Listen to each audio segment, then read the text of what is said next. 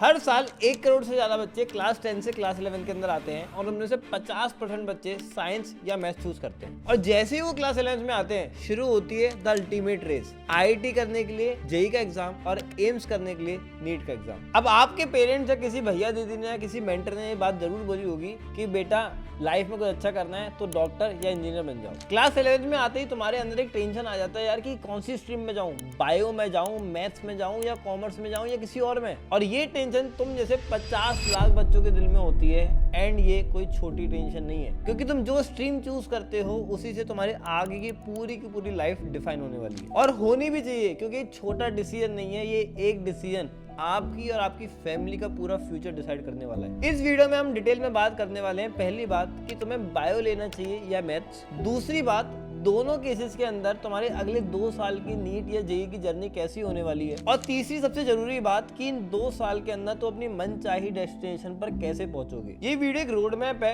And वो road map जो कोई कोचिंग इंस्टीट्यूट नहीं बताता, वो रोड मैप जो कोई यूट्यूब वीडियो पे तुमने आज तक नहीं देखा होगा। क्योंकि इसको बना रहा हूँ मैं। बट सबसे पहले तुम्हारा सवाल आएगा कि आखिर मैं हूँ कौन, क्या मैं क्वालिफाइड भी हूँ इस वीडियो को बनाने के लिए। So hi friends, doctor Parth Goyal. मैं पिछले 7 साल से बच्चों को यहाँ पे गाइड कर रहा हूँ यूट्यूब पर। एंड कमाल की बात यह है कि जिन 2 एग्जाम के बारे में तुम कंफ्यूज हो, नीट या जेईई, उन दोनों एग्जाम को मैंने क्रैक किया था 2019 में with all India rank 223 in neat and all India rank 5364 in JEE advance. एक ही अटेम्प्ट में, एक ही साल में दोनों एग्जाम क्लियर, वो भी एज अ फ्रेशर। और मैं आपको ये बात बता दूं कि मैंने प्रिपरेशन कहीं कोटा जाकर के नहीं करी थी, ग्वालियर में जो कोचिंग अवेलेबल थी वहां पर जाकर के करी थी। एंड मैंने अपने घर पर अपने पेरेंट्स के साथ रह करके दोनों एग्जाम अच्छी रैंक के साथ क्रैक किया, जस्ट ड्यू टू सही स्ट्रेटेजी एंड सही मेहनत। क्योंकि सच बताऊं, मुझे कोई बहुत एक्स्ट्रा ऑर्डिनरी टीचर्स भी नहीं मिले थे, ना मुझे कोई बहुत एक्स्ट्रा ऑर्डिनरी मटेरियल भी मिला था। बट मैंने सब कुछ ढूंढ कर अपनी व्यवस्था बनाई कि कैसे मैं कर सकता हूँ।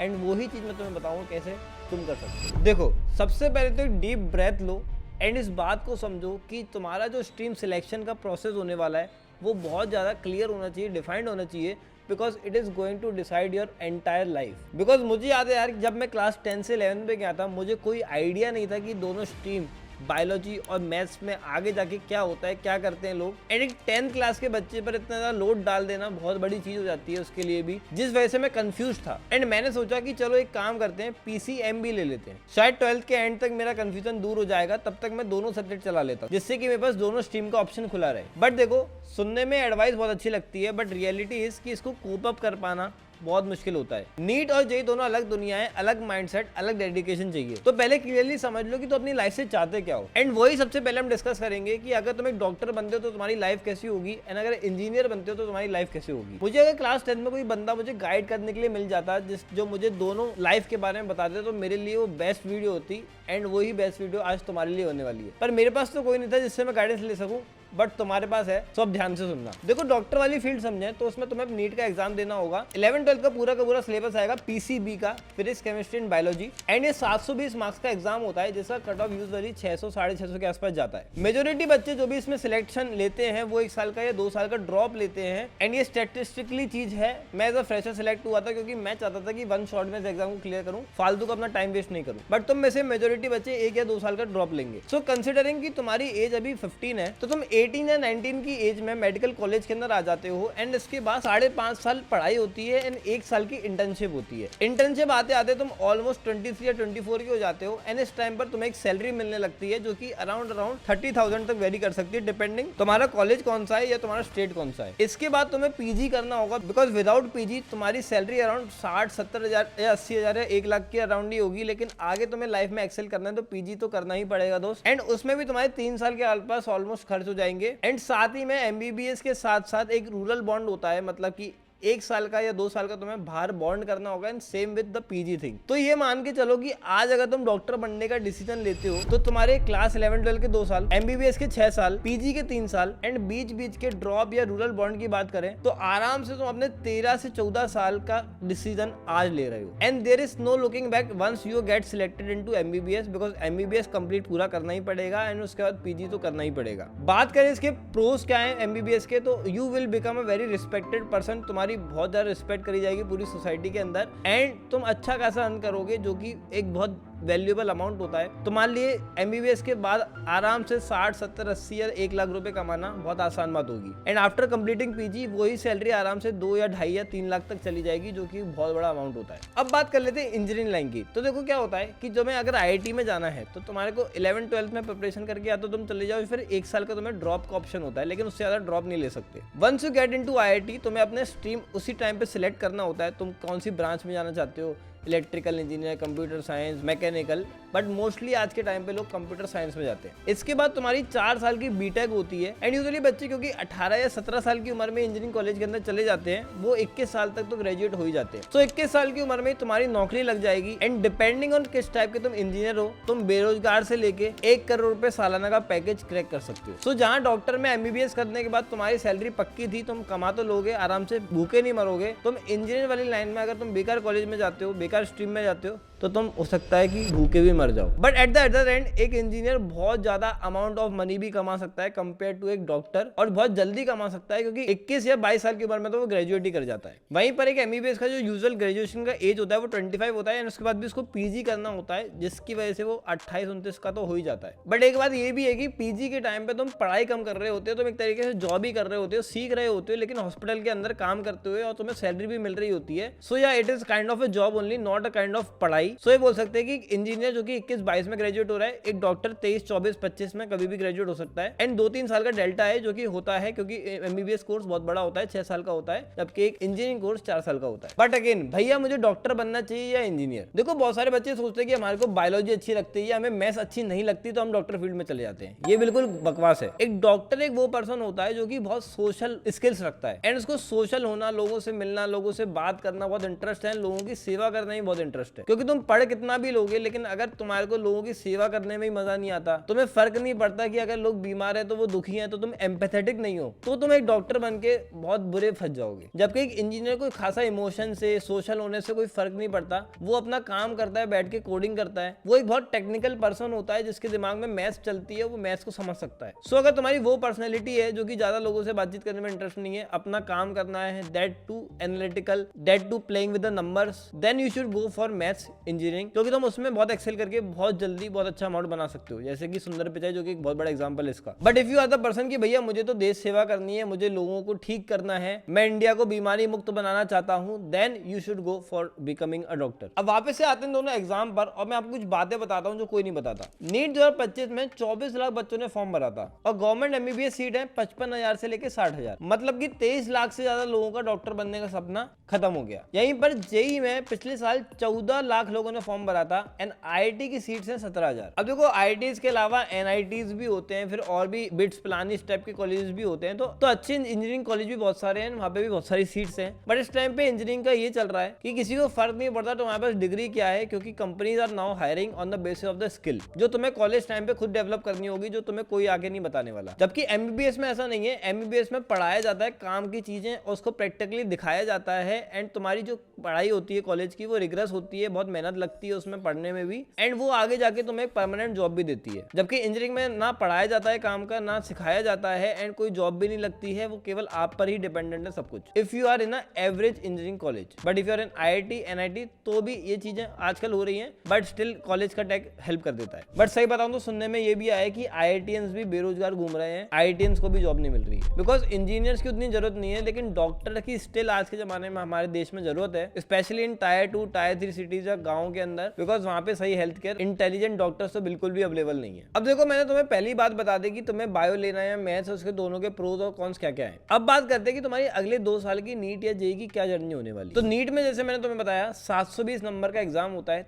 360 नंबर की बायोलॉजी आती है, और 180 मार्क्स के हमारे फिजिक्स और केमिस्ट्री आती है। बायोलॉजी भी आपका वेटेज ज्यादा होगा, but biology is again a very easy subject compare to physics and chemistry, specially NEET aspirants के लिए, तो बिकॉज बायोलॉजी का पूरा का पेपर NCERT की इन 2 किताबों से आता है, एंड नीट का exam compare to JEE advance बहुत ईजी होता है फिजिक्स और केमिस्ट्री में भी देखा जाए तो। बट अगेन इसमें ईजी होने की वजह से कंपटीशन भी बहुत ज्यादा है, एंड लोग डॉक्टर ज्यादा आज के जमाने में बनना भी चाहते हैं। बट नीट के एग्जाम को तुम अगर ढंग से पढ़ोगे, रिगरसली मेहनत से पढ़ोगे, तो तुम क्रैक कर सकते हो। But in spite of competition, the benefit to NEET aspirants is that कि इसका एग्जाम इजी है। तो कम रिसोर्सेज के अंदर भी अगर तुम्हारे अंदर लगन होगी तो तुम इस एग्जाम को क्रैक कर सकते हो। एंड सही बताऊं, मैंने इसको क्रैक किया है एंड ये इतना मुश्किल नहीं है। नीट का एग्जाम तुमसे पूछता है कि तुम जल्दी डिसीजन ले सकते हो कि नहीं, क्योंकि तुम्हारे को इसके अंदर 180 क्वेश्चंस 180 मिनट्स के अंदर सॉल्व करने होते हैं। यहीं पर हम जेईई मेन से जेईई एडवांस की बात करें तो इन एग्जाम्स में तुम्हें काफी सफिशिएंट टाइम मिलता है। इनमें बहुत कम क्वेश्चंस आते हैं, बट जो क्वेश्चंस होते हैं उनका लेवल बहुत हाई होता है। एंड ऐसे हाई लेवल क्वेश्चंस को सॉल्व करने के लिए आपको अच्छे टीचर्स चाहिए, अच्छा मटेरियल चाहिए। केवल एनसीईआरटी पढ़ के कुछ भी नहीं होने वाला। बट चूंकि इसमें कंपटीशन कम है, अगर तुम थोड़ा भी अपने कॉन्सेप्ट क्लियर करके थोड़ी भी अच्छी प्रैक्टिस कर लेते हो तो तुम आराम से इन एग्जाम्स को क्रैक कर सकते हो। इवन मैं भी 5 यार ऑल इंडिया रैंक ले आता जेईई एडवांस में, जिसमें कि मेरी मैथ्स तो बिल्कुल वाहियात थी। केवल फिजिक्स केमिस्ट्री के दम पे 5 यार रैंक ले आता। सोचो मैं भी एक आईआईटीएन बन सकता था। इट्स बिकॉज फिजिक्स केमिस्ट्री मैंने बहुत अच्छे से कर ली थी, जेईई एडवांस लेवल की कर ली थी एंड वहां पे मेरे अच्छे से क्वेश्चन लग गए थे। मैं तुम्हें सही बताऊं तो मेरी जेईई एडवांस में 35% मार्क्स आए थे। मतलब 100 मार्क्स अगर जेईई एडवांस का पेपर था तो 35 मार्क्स आए थे, लेकिन तब भी 5000 ऑल इंडिया रैंक आ गई थी। इतना हार्ड होता है एडवांस का पेपर।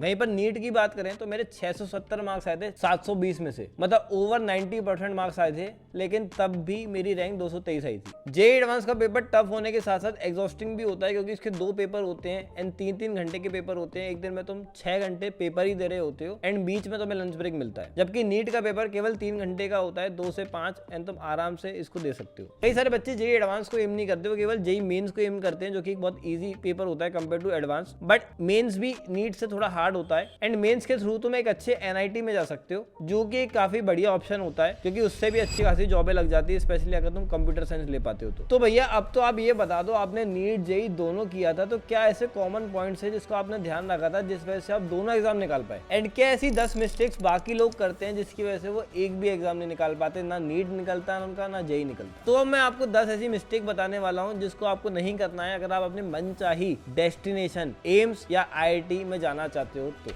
मिस्टेक नंबर 1, लॉजिकल नहीं होना, इमोशनल होना। 99% बच्चे जो फेल होते हैं वो इमोशनल डिसीजन लेते हैं, लॉजिकल नहीं लेते। मेरी फ्रेंड बायो ले रही है, मैं भी ले लेता हूँ। अरे ये टीचर तो बड़ा हंस हंस के पढ़ाते हैं, इनसे पढ़ेंगे। तुम यहाँ कॉमेडी देखने आए हो या नीट की प्रिपरेशन करने आए हो? जो एक टॉपर होता है ना, वो सेल्फिश होता है। वो ये देखता है कि कहाँ पर मेरा फायदा हो रहा है, कौन सा टीचर मेरा टाइम वेस्ट कर रहा है और कौन सा टीचर मेरे को फायदे की बात बता रहा है, एंड वो उस हिसाब से अपना टीचर चुनता है। बिकॉज शॉर्ट टर्म हैप्पीनेस से तो तुम्हें आज का दिन निकल जाएगा, लेकिन लॉन्ग टर्म मेहनत से ही तुम अपनी जिंदगी बनाओगे। मिस्टेक नंबर 2, एनसीईआरटी को मजाक की तरह लेना। चाहे तुम नीट दो या जेईई, एनसीईआरटी तुम्हारी भगवत गीता है। जेईई मेंस और नीट के लिए तो एनसीईआरटी को घोट के पी जाना, क्योंकि सारी ऑर्गेनिक इनऑर्गेनिक के रिएक्शंस, फिजिक्स के फॉर्मूले, बायो के कॉन्सेप्ट, वो सारे के सारे एनसीईआरटी से आने वाले। नीट का तो 85 से लेकर 90% पेपर एनसीईआरटी से ही आता है। एनसीईआरटी को तुम्हें 2 साल के टेन्योर में कम से कम 10 से 15 बार पढ़ना होगा, वो भी वर्ड बाय वर्ड। ये बोरिंग लगेगा, टीडियस लगेगा, बट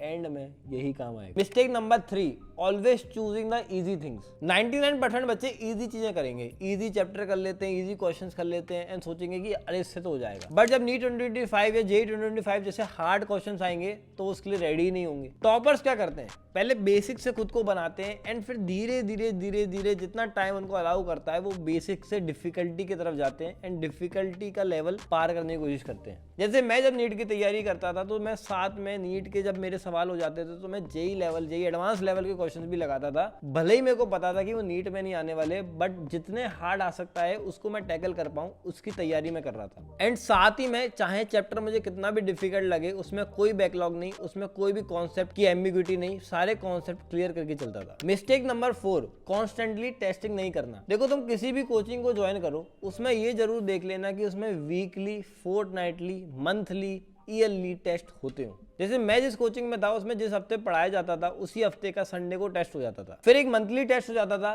फिर 3 मंथ्स का एक टेस्ट हो जाता था, फिर 6 मंथ का टेस्ट, फिर ईयरली का आखिरी में 4-5-6 टेस्ट वो कर देते थे। एंड नीट के टाइम पे तो और ज्यादा टेस्ट को बढ़ा दिया था, because testing is the only way जिससे तुम अपनी प्रिपरेशन को ट्रैक कर पाओगे। मिस्टेक नंबर 5, सही टीचर ना चुनना। देखो मैंने तुमसे बोला बहुत बच्चे टीचर वो चूज करते हैं जिनकी रील एंटरटेनिंग है, जो शायरी बड़ी मारते हैं। मैं तुम्हें ऑनेस्टली बताऊं, ये चीजें तुम्हारी प्रिपरेशन को या तो बना देंगी या कंप्लीटली तोड़ देंगी। तुम्हें कॉमेडी क्लास में नहीं जाना है, तुम्हें ऐसी टीचर की क्लास में जाना है जिनके कॉन्सेप्ट पे पूरे कमांड हो, जिनको पूरा पता हो कि नीट में क्या आता है और किस तरीके से पढ़ाना है जिससे नीट का एग्जाम निकले। जो पढ़ाते टाइम तुम्हें बार बार टोके कि बेटा ये नीट में आ चुका है, ये अच्छे से समझ लेना, याद कर लेना, बिकॉज ये चीज रिपीट हो सकती है। And same goes with JEE. जो टीचर एग्जाम के पैटर्न के हिसाब से अपडेटेड हो, ये नहीं कि 2005 में जब AIPMT होता था उस हिसाब का वो आज पढ़ा रहे हो, मतलब आलतू फालतू अनाप शनाप सिलेबस। बिकॉज मैं तुम्हें सच बताऊं, बहुत सारे टीचर्स हैं एक्सपीरियंस से लेकर न्यूबी तक, लेकिन एक एक्सपीरियंस टीचर भी कई बार बुरा साबित हो जाता है क्योंकि वो एक्स्ट्रा पढ़ाता है, फालतू पढ़ाता है। एंड एक न्यूबी टीचर भी कई बार सही साबित हो सकता है, या एक मीडियोकर टीचर भी कई बार सही साबित हो सकता है। सो तुम्हें सबका देखना पड़ेगा किस तरीके से पढ़ा रहे हैं, एंड जो तुम्हारे को सही सेट हो उसे चूज करना। मिस्टेक नंबर 6,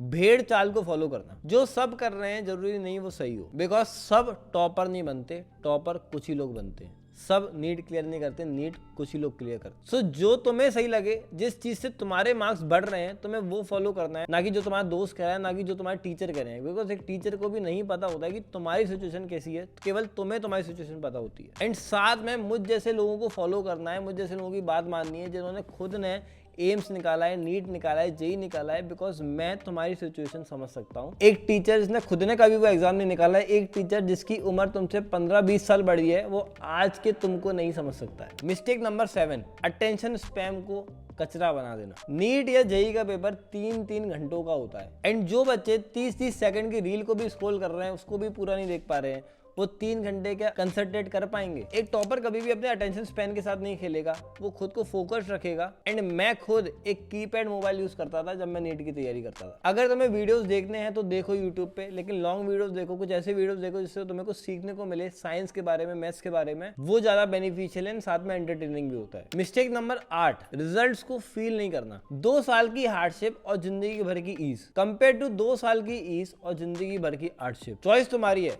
जो बच्चे 2 साल कंफर्टेबल निकाल लेते हैं, वो बाद में लाइफ में स्ट्रगल करते रहते हैं। तुमने अगर अपना एम बना लिया कि नहीं मैं तो डॉक्टर बनूंगा, नहीं मैं तो इंजीनियर बनूंगा और मुझे कुछ नहीं पता है, तो तुम्हें करना है that's it. Then there should be no looking back, because अब तुम्हारी लाइफ का एक ही गोल है। मिस्टेक नंबर 9, फूल्स पैराडाइज में रहना। कोचिंग इंस्टीट्यूट तुम्हें कभी नहीं बताएंगे कि तुम गलत डायरेक्शन में जा रहे हो, क्योंकि अगर वो यही बता देंगे कि कोचिंग मटेरियल इनसफिशिएंट है या टीचर सही नहीं है, तो उनका बिजनेस कैसे चलेगा। तुम्हें खुद चेक करना पड़ेगा। पुराने नीट के पेपर उठाओ, उनको सॉल्व करो और देखो कि तुम उनको लगा पा रहे हो कि नहीं। मेरे साथ भी यही हुआ। जब मुझे पता चला कि कोचिंग में जो हो रहा है वो मेरे लिए इनसफिशिएंट है, मैं तो कुछ याद रख ही नहीं पा रहा हूँ, तब मैंने अपना रिसोर्स खुद चेंज करा एंड फिर बनाया बायोहैक, जो कि इंडिया की बेस्ट नीट बायोलॉजी बुक है, जिससे EIR 8, 28, 35, 40 बहुत सारी बड़ी बड़ी रैंक पिछले 6 साल के अंदर आ चुकी है। एंड बहुत सारे लाखों स्टूडेंट्स की हेल्प हो चुकी है। एंड क्या पता कि तुम भी खुद की कोई ऐसी बुक बनाओ जिसको तुम अपनी नीट को निकालने के बाद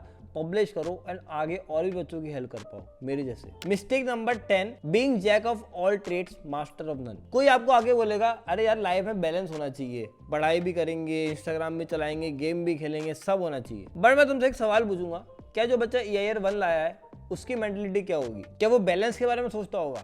यार वो सोचता होगा कि मुझे अपना पूरा एक सेकंड झोंक देना है, बिकॉज एग्जाम के अंदर मेरे को फर्स्ट आना है। तो हमें वो अर्जुन की तरह मछली की आंख पे फोकस करना है, ना कि मछली के कान पे, मछली की तेल पे, मछली के मुंह पर। केवल मछली की आंख, क्योंकि अब तुमने अपना गोल उस आंख को बनाया। EIR 1 वाले बच्चों को उसके डांस पे जज मत करो, वो डांसर नहीं है, उसने अपना काम बेस्ट कर चुका है, उसने खुद को साबित कर दिया है एक फील्ड के अंदर, उसके लिए उतना ही बहुत है। अब वो एम्स दिल्ली जाएगा और देश का एक महान डॉक्टर बन के निकलेगा एंड बाद में बड़े बड़े लोगों का इलाज करके अपने मम्मी पापा का नाम रोशन करेगा। मैं तुम्हें अपनी एक बात बता देता हूँ, मैं जब क्लास 11 में था ना, तब मैं भी एक फूल्स पैराडाइज में था। कोचिंग क्लास जाता था, टेस्ट देता था एंड सब कुछ लगता था कि यार सिलेक्शन तो हो ही जाएगा।